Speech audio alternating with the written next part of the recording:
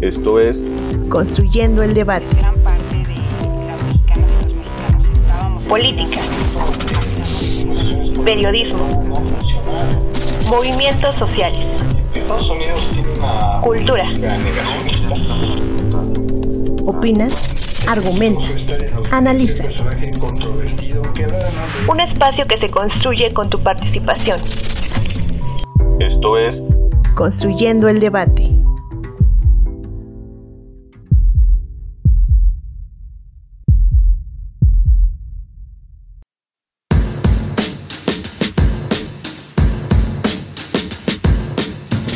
La gentrificación es un fenómeno urbano que ha crecido en los últimos años.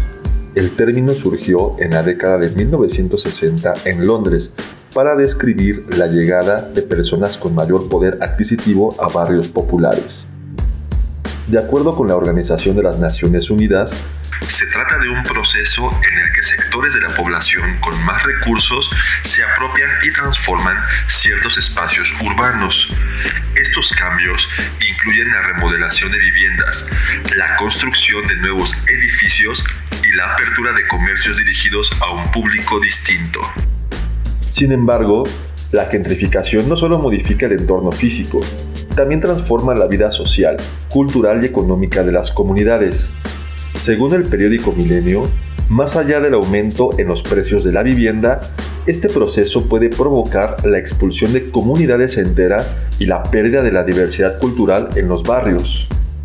Reportajes que ha realizado el periódico El País señalan que el problema se ha intensificado con el auge de plataformas como Airbnb o Booking, ya que reducen la oferta de vivienda para residentes y priorizan el alquiler temporal.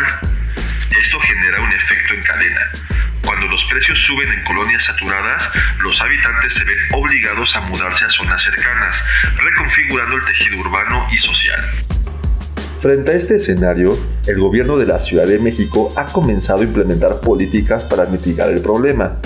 Entre ellas destacan la creación del índice de precios de alquiler razonable y la regulación de las rentas en plataformas de estancias cortas, con el objetivo de fortalecer la política social de vivienda.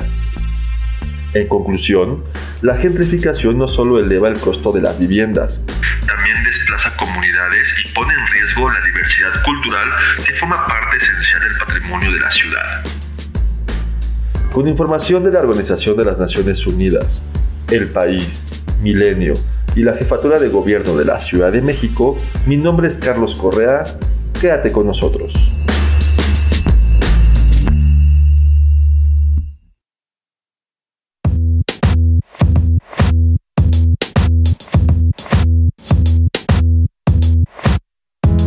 Les saluda Mariel Cabello, esto es Construyendo el Debate, el podcast de la Facultad de Ciencias Políticas y Sociales de la UNAM, que podrán escuchar todos los lunes en punto de las 8 de la noche a través de nuestras diferentes plataformas como son YouTube, Spotify y Apple Podcast. Asimismo tenemos nuestras redes sociales para que nos hagan llegar sus preguntas, comentarios o sugerencias sobre temas que quieren que abordemos en este espacio. En Facebook nos encuentran como Construyendo el Debate y en Instagram como Construyendo_Debate. En el episodio de esta noche hablaremos sobre ciudad en disputa, gentrificación y urbanización en la Ciudad de México.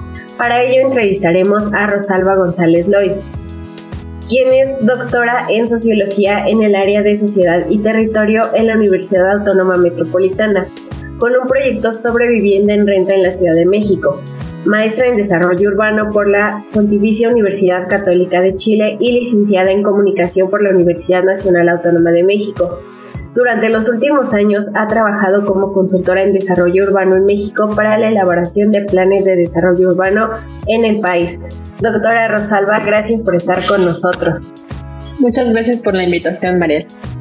Y bueno, para hablar sobre este tema, sabemos que cuando hablamos sobre transformaciones urbanas aquí en la Ciudad de México es muy común escuchar términos como son urbanización y gentrificación, pero estos términos solemos confundirlos, ¿no? Y hacemos referencia como a procesos distintos.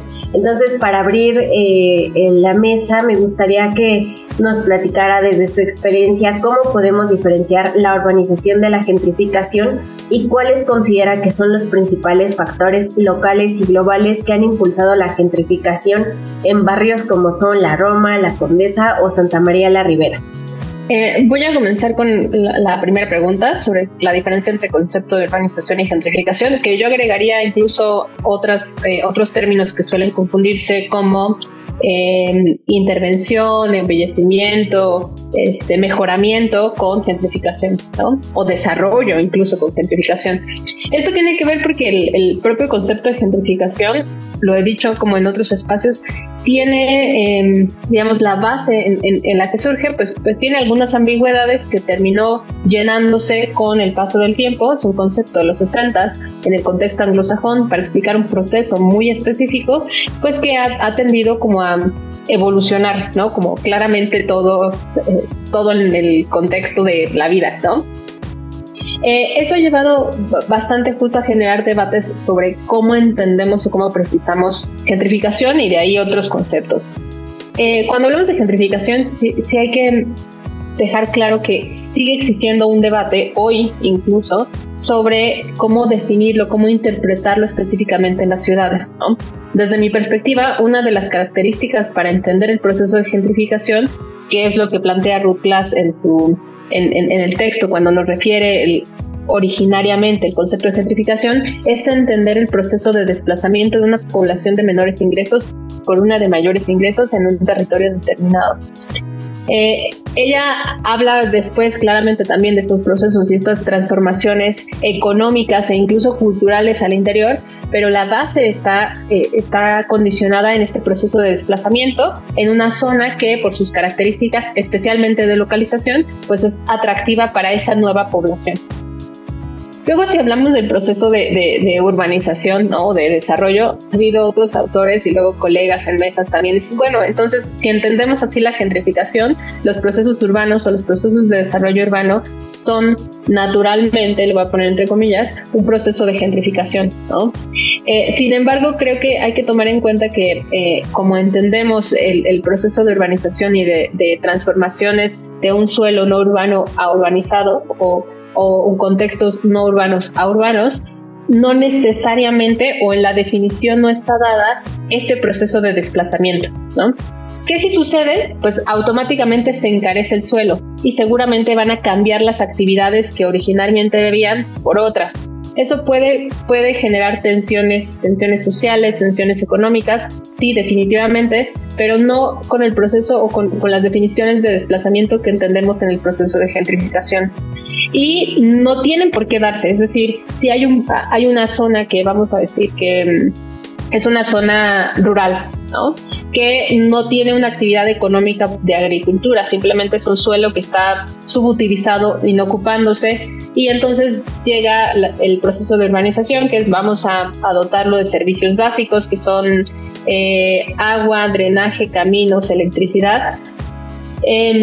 No necesariamente se da el proceso de gentrificación y sí se da el proceso de urbanización, ¿no? Entonces ahí podemos entender que claro, que pueden estar relacionados, sí, definitivamente, pero no implica uno necesariamente el otro, ¿no? Y digamos que ahí subyace una de las diferencias fundamentales, ¿no?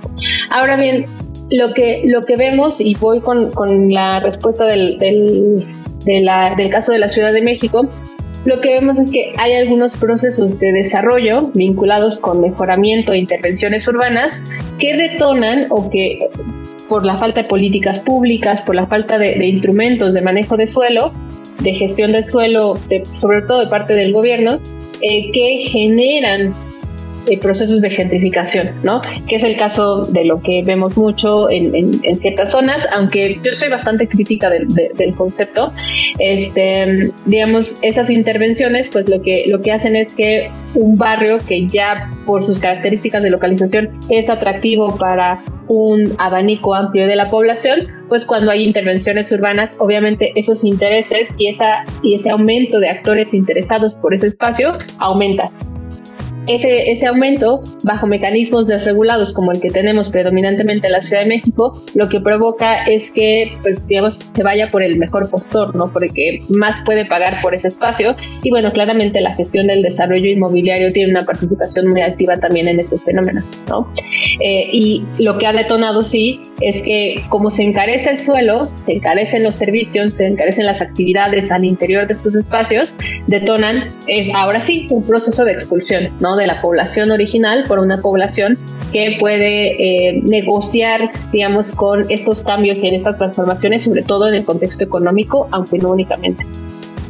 Y justo hablando ahorita, ya lo comentaba un poco, doctora, sobre justo la regulación que ha implementado, como las medidas que ha implementado el gobierno de la Ciudad de México, como para intentar mitigar un poco estos efectos de la gentrificación, sobre todo, bueno, como ya lo comentaba, ¿no? En lugares o colonias donde pues sí el incremento de las rentas y la llegada de nuevos habitantes ha transformado pues la vida cotidiana de las personas que viven ahí. Pues una de ellas, y creo que ha sido como la más discutida, es la regulación de plataformas de hospedaje temporal como son Airbnb, las cuales han sido señaladas como factores clave para el encarecimiento de la vivienda y el desplazamiento de residencias locales.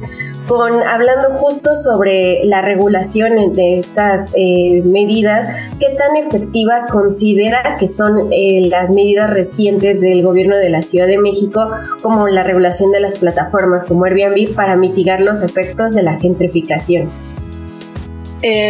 Pues, o sea, en tiempos urbanos siempre hay que decirlo, o sea, poder evaluar una política pública requiere de tiempo, ¿no? O un instrumento. Y en este caso, además, ni siquiera se ha terminado de implementar, ¿no? Hemos tenido varios intentos de implementación de regulación. En algunos sí se han hecho con más o menos éxito, en el sentido de que pues se logra la gestión o la recaudación, en este caso, de impuestos. Ha habido aumentos de los impuestos. Los últimos cambios que tenemos entre 2023 y 2024, en el caso específico de la renta de plataformas, Airbnb, pero también otras, es el tema de la disminución de noches que pueden tener rentados sus espacios durante el año, ¿no? Que pasó del 70 al 50, pero todavía, o sea, de hecho, hace unas semanas metieron un amparo.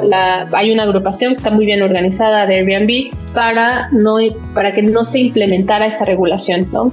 Entre sus argumentos, y hay que decirlo que tienen razón, es que no ha habido mecanismos de transparencia y de seguimiento para saber, por ejemplo, que uno de los componentes de la regulación es un registro en una plataforma, ¿no? Ese registro no existe y no sabemos si va a estar a cargo de la nueva Secretaría de Vivienda, que bueno, ya tiene varios meses, pero todavía, digamos, necesita como un organigrama, sobre todo para entender cuáles son sus atribuciones en términos de regulación, en este caso en materia de vivienda, o en este caso de la regulación que se dio a partir de la ley de turismo, ¿no? Es decir, entonces entraría la Secretaría de Turismo. Ahí no ha quedado claro, es decir, tenemos los instrumentos en el papel, pero todavía no hay mecanismos de ejecución, ¿no? Entonces eso ha sido terriblemente problemático, favorecedor para los anfitriones, pero bueno, digamos, o sea, como no hay lectura para decir si ha sido o no eficiente, porque no se ha implementado, hay que decirlo, ¿no? Agradezco su respuesta a estas preguntas y vamos a hacer una pausa, vamos a escuchar nuestra cápsula en el librero. En el librero. Cápsula con la información y reseña de las últimas publicaciones de la Facultad de Ciencias Políticas y Sociales de la UNAM.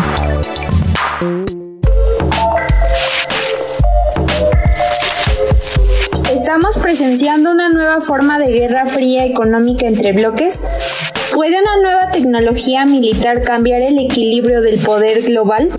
¿Por qué el conflicto entre China y Estados Unidos parece inevitable? ¿Qué nos enseñó el COVID-19 sobre nuestra vulnerabilidad en las fronteras? En el número 149 de la Revista de Relaciones Internacionales de la UNAM se hace una recopilación de trabajos enfocados en la seguridad internacional.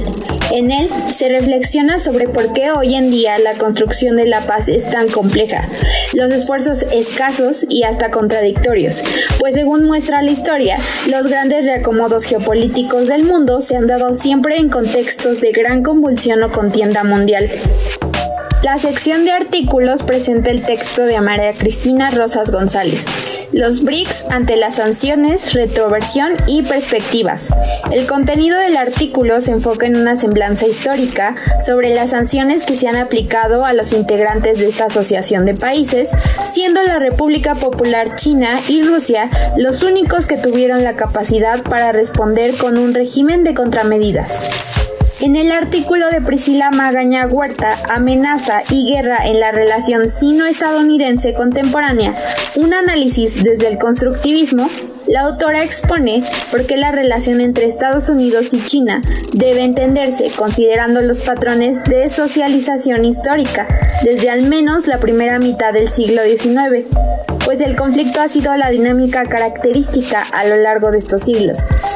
El último artículo, La seguridad humana frente a las amenazas globales y el COVID-19, su impacto en la frontera México-Estados Unidos, de Gustavo Adolfo Ramírez Paredes, señala que el surgimiento de nuevos desafíos y temas como la pandemia y el protagonismo de actores no estatales, subnacionales y transnacionales debería llevarnos a continuar actualizando el enfoque tradicional de la seguridad, a través de su complementariedad con las aportaciones de seguridad humana.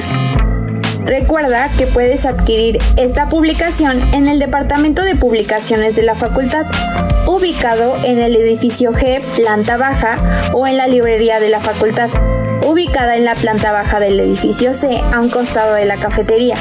O también puedes escribir al correo electrónico suscripciones@politicas.unam.mx para mayores informes de esta y otras publicaciones de tu interés. Mi nombre es Dalia López. Hasta la próxima.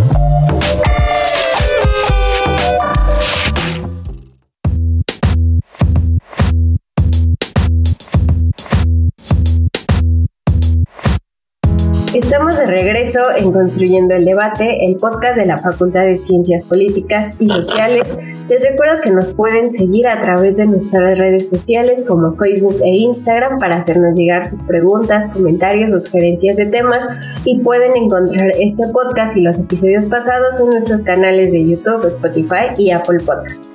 Estamos hablando sobre ciudad en disputa, gentrificación y urbanización en la Ciudad de México, y estamos entrevistando a la doctora Rosalba González Loide.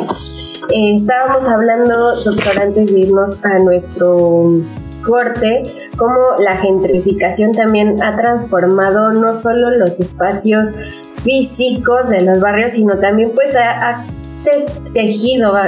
cambiado como tal un tejido social y cultural. Justo con la llegada de los nuevos residentes con mayor poder adquisitivo, pues también cambian mucho los usos en el espacio público, se modifican los comercios tradicionales y muchas veces se desplazan prácticas comunitarias que antes daban identidad a la zona. Esto ha generado cambios en la vida cotidiana de las personas que residían ahí.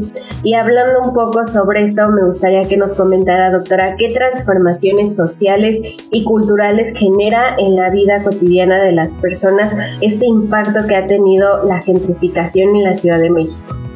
Ok, bien, lo mencionas, digamos, lo describes bastante bien respecto de estas, digamos, por ejemplo, estas transformaciones en términos de el consumo, bueno, las actividades económicas y el consumo en estos espacios, ¿no? Por ahí me parece que hay una investigación, si mal no recuerdo, de la Facultad de Economía de licenciatura, que no ha terminado, pero se está llevando a cabo, sobre la pérdida de tortillerías en ciertas colonias en la Ciudad de México, ¿no? Y bueno, claramente, digo, no, o sea, no es solo el tema del cambio del consumo, sino lo que implica en términos de identidad territorial, ¿no? En las investigaciones que se han llevado a cabo, sobre todo de procesos de desplazamiento, lo que expresan muchas personas es justo que que desconocen el espacio que habitan, ¿no? Los residentes que pudieron mantenerse ahí. Y bueno, claramente tiene un componente económico, pero también tiene un componente de cohesión social, ¿no? Que lo vemos, por ejemplo, cuando hay fenómenos naturales que tienen un impacto en el territorio, como en la Ciudad de México los sismos, ¿no? Qué importante se vuelve esta cuestión social en términos de ayuda comunitaria, ¿no? De conocer al vecino, o en temas de seguridad, ya lo planteaba Jen Jacobs en su momento en uno de sus textos, el texto más relevante en materia como de procesos comunitarios, ¿no? Muerte y vida de grandes ciudades americanas, pues plantea justo esta relación y esta importancia y esta relevancia que tiene el tema de conocer a los otros, ¿no? A mis vecinos, a mis vecinas, por temas de ayuda comunitaria, de gestión, de seguridad, ¿no? De vínculo, ¿no? Claramente. Entonces creo que ahí hay un componente muy importante para entender no solo como un tema de simple interacción social, sino también como una necesidad vital en términos comunitarios, ¿no? Y que además también es importante para la gestión territorial, ¿no? El tema de la organización vecinal, que la verdad es que nos va bastante mal en esas estructuras, tiene mucho que ver con estos cambios y en estas transformaciones, ¿no? Luego también hay un tema que tiene que ver con los conflictos territoriales que esto genera, ¿no? Por ahí Zygmunt Bauman hablaba como de esta homogeneización de los territorios, ¿no? Y recuerdo que en un evento una colega brasileña hablaba como de que los espacios, sobre todo cuando son detonantes o estos procesos de desplazamiento son detonantes resultado del turismo, como que comienzan a ser especies de las ciudades o zonas de las ciudades se convierten más como una escenografía, ¿no? Y poníamos el ejemplo de la Ciudad de México, en donde uno renta un Airbnb y lo primero que ve es una fotografía o una pintura de Frida Kahlo con esas cosas que, digo, cotidianamente un mexicano, un chilango no necesariamente los tiene en su casa, ¿sabes? O sea, no forman parte per se de la cultura, claramente tiene un componente de identidad. No representa el habitar cotidiano, que es lo que, por ejemplo, Airbnb nos vende, ¿no? Es como de vive como un local, cuando en realidad son más escenografías, ¿no? Y eso claramente repercute también en conflictos urbanos, ¿no? Seguramente se ha escuchado bastante de estos conflictos, que fue lo que vimos en la marcha de julio pasado, bueno, las marchas que se detonaron derivado de gentrificación, como estos conflictos de solicitar incluso violentamente a las personas que hablaran en español para pedir algún producto en una tienda, ¿no? O pues ya derechamente como ser violentos con estas personas cuando los vemos en la calle, ¿no? Entonces creo que digamos esto vale la pena debatirlo no solo desde la política pública, sino también como un componente de gestión en términos de interacción social, ¿no? Sobre todo para evitar que esto vaya a tener un impacto digamos más conflictivo, como violencia directa, ¿no? Violencia física, que pues digamos que creo que justo como la falta de gestión de esto puede detonar en algo así y creo que se convertiría en algo más conflictivo, sobre todo para avanzar en la construcción de políticas públicas en materia de regulación. Y que justo ahorita que lo comenta, doctora, me acuerdo mucho ya como de la campaña reciente que ha tenido Airbnb, que no sé, dice: si buscas un lugar céntrico en la Ciudad de México donde afuera esté un museo y no sé, o sea, como que te lo pintan como teniendo, o sea, como la vida cotidiana de las personas, de no te encierres en un hotel, nosotros en Airbnb te lo damos, ¿no? Te llevamos, o sea, ya no es como de vas al museo, nosotros te llevamos al museo, nosotros te llevamos a la cafetería, o sea, como que sí en esta campaña que ha tenido Airbnb, ahorita que lo comenté, como que vino a mí esa, me recordó mucho ese comercial que tienen, ¿no? De nosotros te llevamos toda la vida cotidiana, todas las tradiciones, la cultura, te la llevamos hasta la puerta del hospedaje, ¿no? Entonces ahorita me recuerdo mucho eso. Y hablando, ya lo comentaba un poco, doctora Rosalba, sobre la política pública, ¿qué papel considera que deberían de jugar las políticas públicas de la vivienda y la regulación del mercado inmobiliario para garantizar el derecho a la vivienda en la Ciudad de México? Yo diría que no solo son las políticas de vivienda, claramente son unas, sino para mí lo fundamental son las políticas de gestión territorial, ¿no?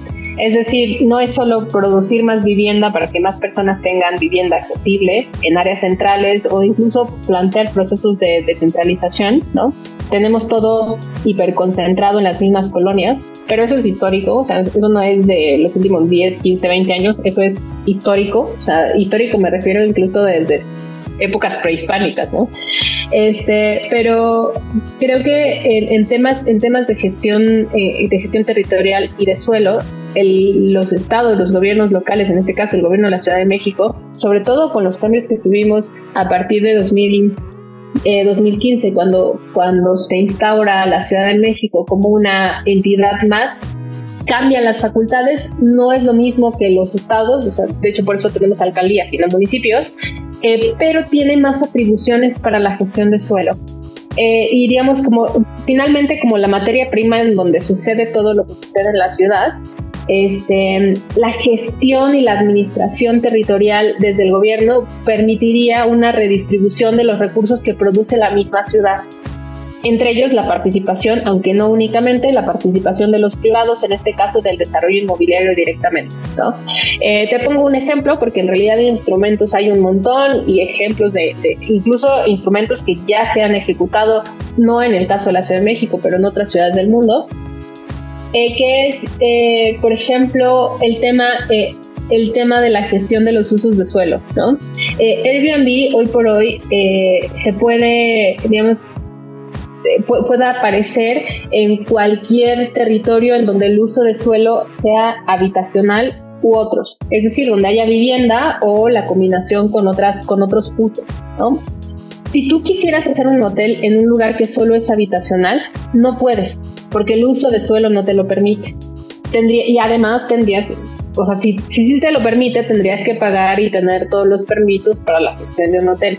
Eso es uno de los mecanismos que la industria hotelera, que además fue chistoso porque primero se quejó y luego una parte de la industria hotelera se fue a Airbnb porque claramente le convenía más, es porque la gestión del suelo no es transparente, es decir, no estás funcionando como una vivienda, por lo tanto no deberías de tributar, de pagar impuestos como una vivienda, ¿no? Entonces una gestión es el tema de o no permitirlo, es el caso más emblemático es el de Barcelona, o permitirlo con muchas restricciones, como el caso de Nueva York.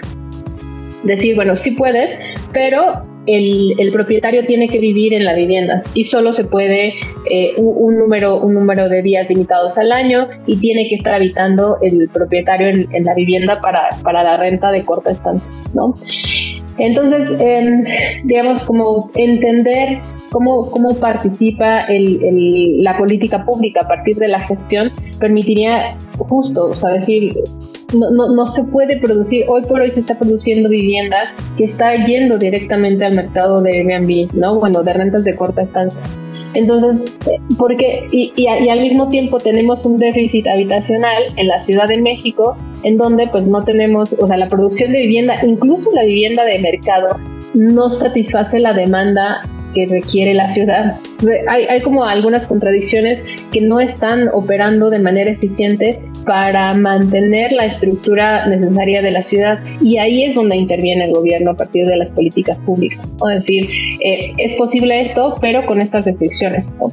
Es decir, ¿cómo hacemos que los desarrolladores, por ejemplo, digan, bueno, puedo producir vivienda? Ya no estamos hablando de vivienda asequible, yo no estoy, porque además pensar que el mercado inmobiliario va a ser filantrópico y va a empezar a producir vivienda asequible por sí mismos, es decir, sin una presión de la política pública, es una utopía, o sea, eso no va a pasar, porque claramente sus necesidades están en la rentabilización en este caso, del suelo, ¿no? Es decir, ¿qué tanto puedo hacer y qué tanto puedo gestionar económicamente ese territorio, ¿no? Y para maximizar los ingresos que puedo obtener de ese territorio. Entonces, pero todo eso lo hacen con base en lo que la norma les permite.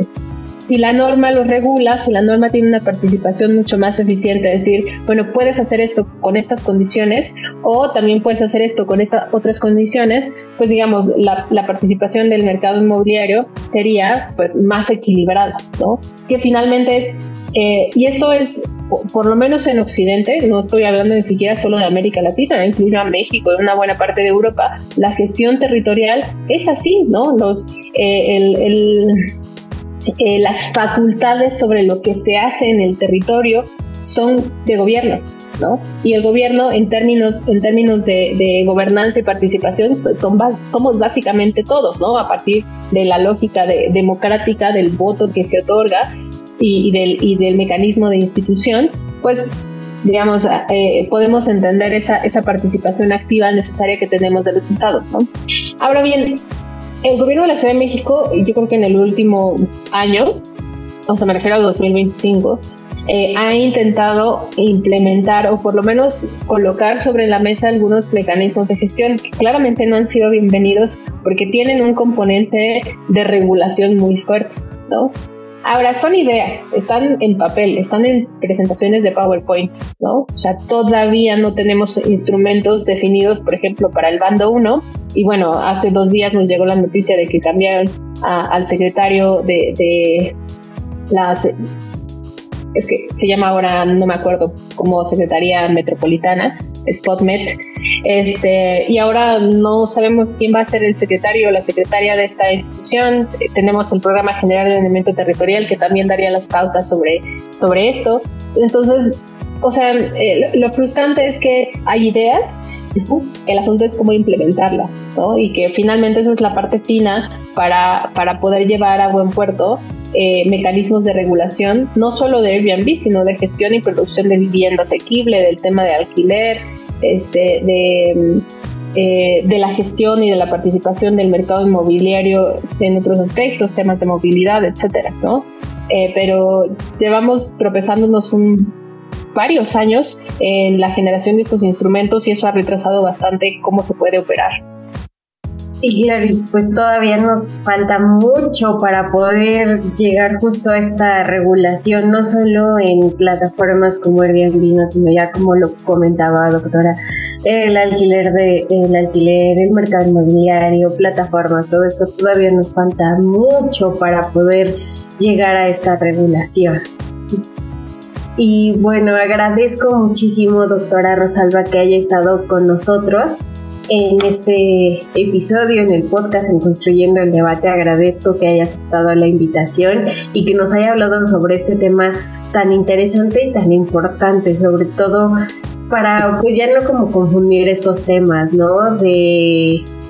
O sea, y también llevar como a la mesa de a ver cómo se pueden regular, qué nos hace falta, la educación que también, porque no todo es como, o sea, también tenemos que poner mucho nosotros de nuestra parte para pues poder regular estas plataformas, ¿no? La gentrificación, todo esto. Entonces agradezco mucho que nos haya platicado sobre esto y agradezco que haya estado en Construyendo el Debate. Muchísimas gracias por la invitación y bueno, nada más como de cierre pequeñito, lo que comentas al final me parece fundamental de ver cómo podemos participar de manera activa en los debates, pero con un debate un poco más elevado, pues, ¿no? O sea, no estoy hablando como de que la ciudadanía sea ignorante, sino de la obligatoriedad que tendrían todos los actores quienes participamos, por ejemplo, en promover políticas públicas desde ambos bandos para generar estrategias de comunicación más eficientes. A mí me parece trascendental esta parte, ¿no? De cuando debatimos sobre gentrificación, ¿qué es lo que estamos debatiendo, no? Por ejemplo, sacar de la línea de la gentrificación son los gringos que llegan a vivir. No, ese no es el problema, ¿no? El problema está en otro lado y hay que entenderlo en esas circunstancias para poder implementar mecanismos justo de regulación o de promoción o políticas públicas, etcétera, de manera eficiente, ¿no? Muchísimas gracias por este cierre, bueno, gracias por estar con nosotros y gracias por escucharnos. Recuerden que nos pueden seguir vía Facebook como Construyendo el Debate e Instagram como Construyendo_Debate y pueden escuchar este episodio y los episodios pasados en nuestro canal de YouTube, Spotify y Apple Podcast. Si les gustó este programa, regálenos un like, compártalo y déjenos sus comentarios. Este podcast es producido por la Coordinación de Extensión Universitaria de la Facultad de Ciencias Políticas y Sociales a cargo del Dr. Antonio Sierra García. En la producción el maestro Carlos Correa Escajadillo, asistente de producción Sofía Gamboa, redacción de cápsulas informativas Orlando Cruz, edición y ensamble Carlos Correa, imagen Ángel Alemán y Sofía Gamboa. Se despide de ustedes Mariel Cabello, hasta la próxima.